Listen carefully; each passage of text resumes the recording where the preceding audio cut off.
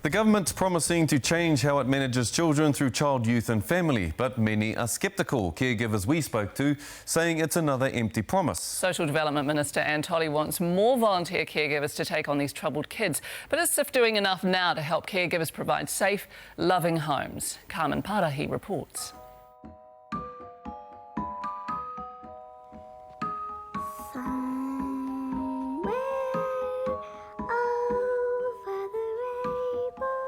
This little girl in SIF's care dreams of being a singer when she grows up.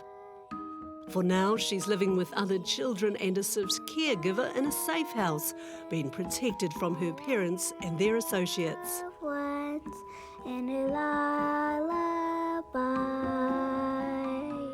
Any child that comes here, they know that they are safe.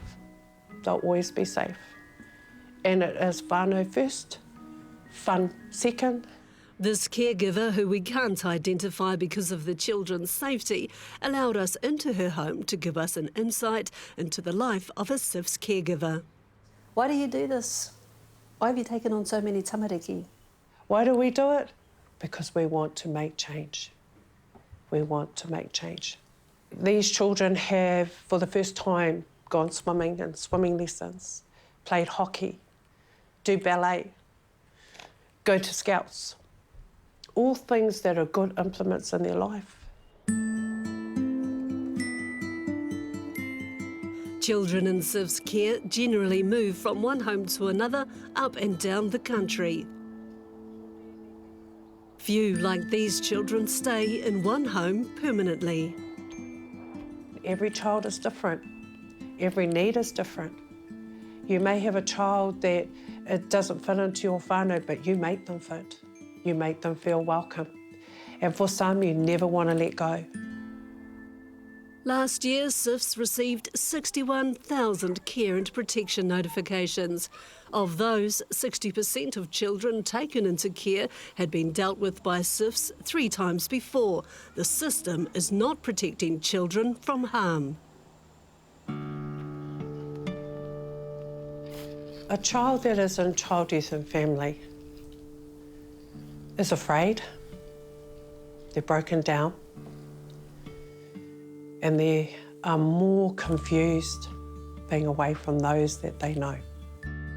You can see the body language, the clenching of the fist or the heads are down, the walk is stooped, and the resentment is really there.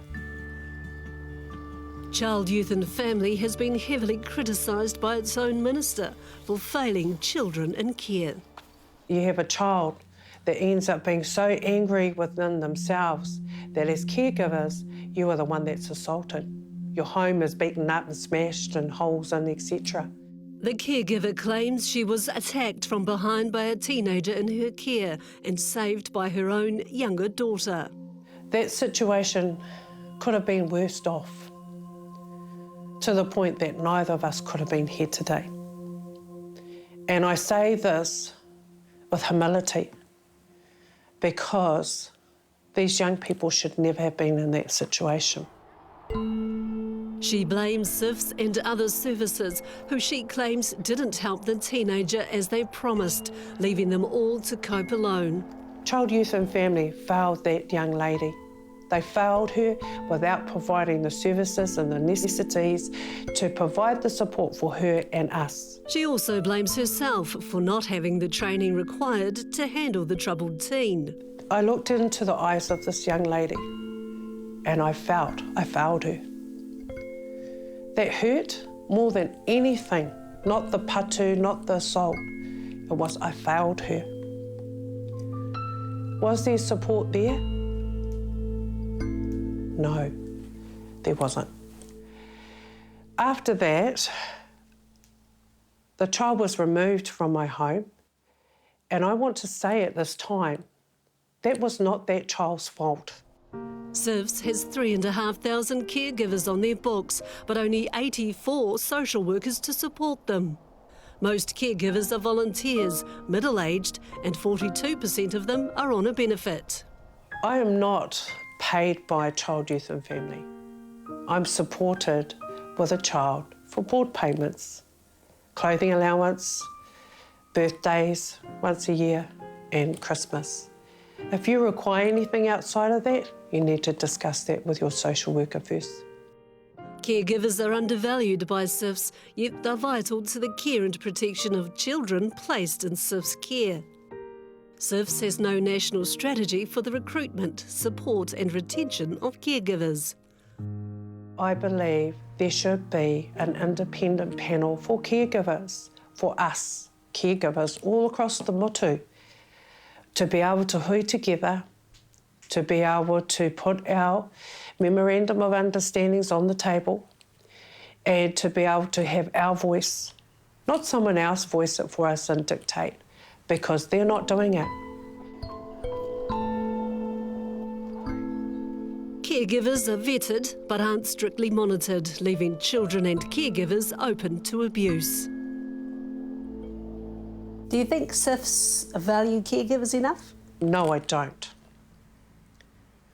And I think that every caregiver is probably feeling a little bit uncertain to speak out because A, it could bring spotlight on you. Secondly is, will I be able to fulfil and do my job without being criticised? 57% of children seen by SIFs by the age of 5 are Māori tamariki, but only 3 out of 10 caregivers are Māori, and they're usually related to the children. I've always wondered, what could I do? I've taken tamariki home to the Marae and proud to do it, because lots of them have never ever been onto their tūranga waiwai, have never been to a marae, do not even understand the terminology about their whakapapa. It's been a learning curve for us and for them. Should Māori children be placed in Māori homes? I have a strong believing that Māori children should be within their own. She believes more children could be placed in stable, loving homes if caregivers were given more support. There have been some good things that have been with child, youth and family, but all I say as a caregiver is that we need more support. We need to be valued. If we are valued, you may actually have more people wanting to be able to support. And more importantly is that we may end up seeing change. What is change? Breaking cycles. Where troubles mount like lemon drops away above the chimney tops, that's where... This little girl's life has positively changed for now, but the woman who loves and cares for her is still worried about her future. How do we support these people of getting back to normality? Is that firstly, is stop the placements. Stop the placements of rolling over. Secondly, is that give us a team of people that we can work with. And the children are valued and important. If we don't find that help for them, they're going to grow up to be really unhappy adults themselves. And what becomes of them and their own families in the future to come.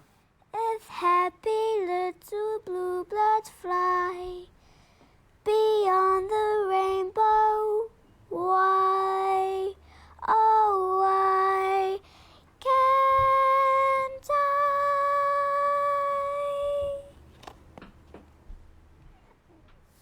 That is heartbreakingly beautiful. We asked Child, Youth and Family if we could interview their most experienced Māori social worker on the job, but they declined our filming request.